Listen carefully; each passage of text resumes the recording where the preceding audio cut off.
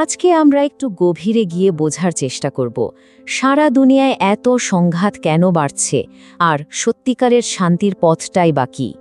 খবরের কাগজ খুললেই হোক বা টিভি চালালেই হোক, সবখানে শুধু যুদ্ধ আর ঝামেলার খবর। তো এই প্রশ্নটা মনে আসাই তো স্বাভাবিক, তাই না? যে আচ্ছা, শান্তিটা গেল কোথায়? যেমন ধরুন, ইউরোপের মাঝখানে চলছে রাশিয়া ইউক্রেন যুদ্ধ, যেটা কিন্তু পুরো বিশ্বকেই নাড়িয়ে দিয়েছে। আবার দেখুন, মধ্যপ্রাচ্যের দিকে যদি তাকাই, ইসরায়েল হামাস সংঘাত একটা ভয়ঙ্কর মানবিক সংকট তৈরি করে ফেলেছে।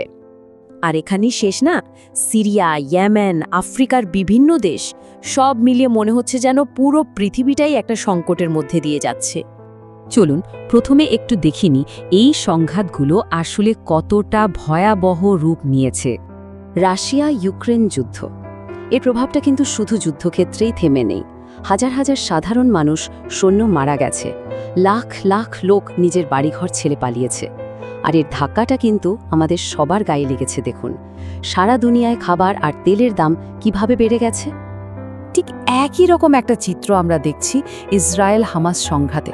এখানেও অগণিত নিরীহ মানুষ, বিশেষ করে নারী আর শিশুরা কি ভয়ঙ্করভাবে ক্ষতিগ্রস্ত হচ্ছে।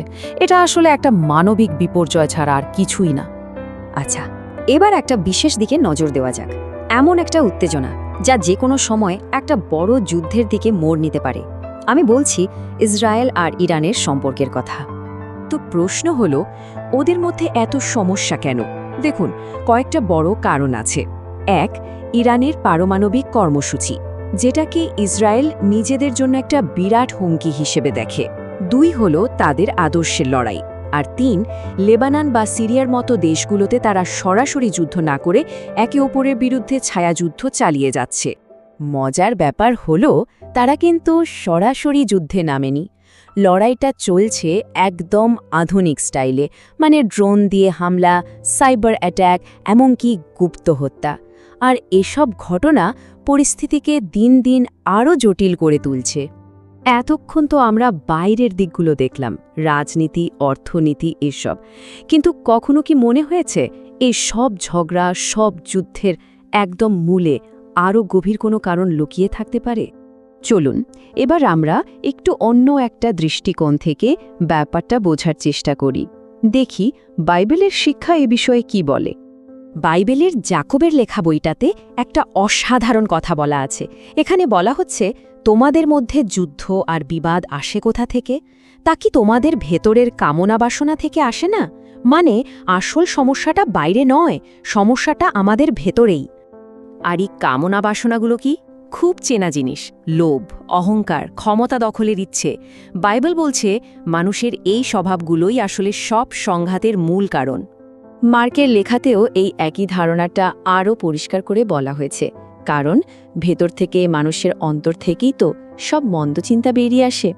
তার মানে যুদ্ধের বীজটা আসলে আমাদের মনের মধ্যেই থাকে। বাইরের ঘটনাগুলো শুধু সেটাকে বাড়তে সাহায্য করে।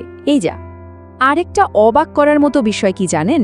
বাইবেলে কিন্তু ভবিষ্যৎবাণী করা আছে যে শেষ সময়ে এক জাতি আরেক জাতির বিরুদ্ধে উঠবে, মানে যুদ্ধ বিগ্রহ অনেক বেড়ে যাবে।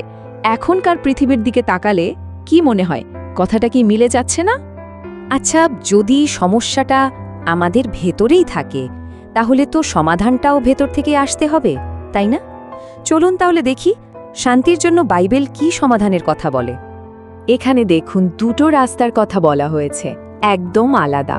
দুনিয়া শান্তি খোঁজে কিসের মধ্যে? আরও অস্ত্র, আরও ক্ষমতা আর প্রতিশোধের মধ্যে। আর বাইবেল কি বলছে? ঠিক তার উল্টোটা, ভালোবাসা, ক্ষমা আর মনটাকে বদলে ফেলার কথা। দুটো পথ যেন আকাশের দুই প্রান্তে। বাইবেলের দেখানো এই শান্তির পথে হাঁটার জন্য কয়েকটা ধাপ আছে। প্রথম ধাপটা হলো নিজের ভেতরে শান্তি খুঁজে পাওয়া, তারপর শত্রুকেও ভালোবাসা, ক্ষমা করতে শেখা, আর সবশেষে সবার প্রতি ন্যায় আর দয়া দেখানো। যিশু যখন শান্তির কথা বলেন, তিনি কিন্তু বাইরের পরিস্থিতির কথা বলছেন না। তিনি এমন এক শান্তির কথা বলছেন যা আমাদের ভেতরে থাকে। বাইরে ঝড় উঠলেও ভেতরে সেই শান্তিটা কিন্তু টলে না। আর এরপর আসে হয়তো সবচেয়ে কঠিন কাজটা, ক্ষমা করা। দেখুন, প্রতিশোধ নিতে থাকলে তো সেই চক্র কোনোদিন শেষ হবে না। এই চক্র ভাঙার একটাই উপায়, আর সেটা হলো ক্ষমা। বাইবেল আমাদের এটাই শেখায় যে ক্ষমা করতে না পারলে সত্যিকারের শান্তি কখনোই আসবে না। কিন্তু একটা প্রশ্ন থেকে যায়, তাই না, যে একজনের মন বদলে গেলে তাতে দুনিয়ার কি হবে? কিভাবে এটা বিশ্বশান্তি আনবে? চলুন দেখি এই ছোট্ট পরিবর্তনটা কিভাবে একটা বড় প্রভাব ফেলতে পারে। ব্যাপারটাকে দুটো লেভেলে ভাবা যায়। একটা হলো ব্যক্তিগত, মানে আমি বা আমরা নিজেরা ঘৃণার বদলে ভালোবাসাকে বেছে নিলাম, প্রতিশোধের বদলে ক্ষমা করলাম। আর আরেকটা হলো আন্তর্জাতিক পর্যায়ে, যখন দেশগুলো যুদ্ধের বদলে আলোচনাকে গুরুত্ব দেয়, অস্ত্র কমানোর কথা ভাবে, মানুষের অধিকারকে সম্মান করে, তখন আসলে তারাও তো সেই একই ভালোবাসার নীতিটাই অনুসরণ করছে। তাহলে সবশেষে আমরা কোথায় এসে দাঁড়ালাম? হয়তো বিশ্বশান্তির আসল সমাধানটা কোনো নতুন অস্ত্র বা বড় কোনো চুক্তির মধ্যে নেই। হয়তো উত্তরটা লুকিয়ে আছে আরও অনেক কাছের একটা জায়গায়, আমাদের নিজেদের হৃদয়ে।